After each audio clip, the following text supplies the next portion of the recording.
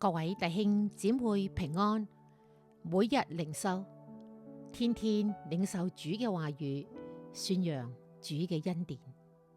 今日經文係歷代志上16章23節，全地都要向耶和華歌唱，天天傳揚佢嘅救恩。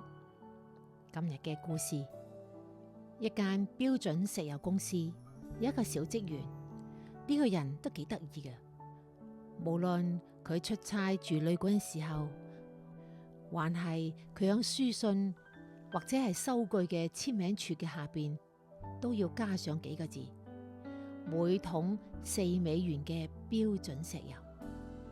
佢後來就因為咁樣被同事叫佢做每桶4美元，而佢嘅真名反而冇人叫啊。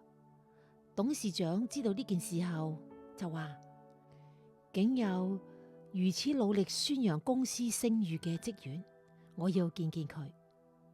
幾年後，董事長卸任啦，第二任嘅董事長竟然係呢個小職員，一件邊個都能夠做嘅事，不過只有呢個小職員係佢會做，佢仲要堅持不懈，樂此不疲，嘲笑佢嘅人中有太多才華洋溢嘅人。最後只有佢成為咗董事長嘅接班人。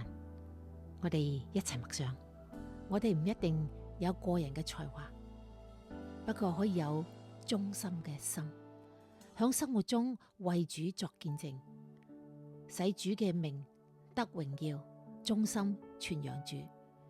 不在乎事情嘅大小，在乎係咪堅持到底。我哋一齊禱告。親愛天父上帝，你係萬王之王，當受極大嘅讚美，萬民亦都當敬拜你，尊你為大。我哋感謝你嘅厚愛，揀選我哋，讓我哋投靠你，就必得你嘅保護，免受一切嘅災害。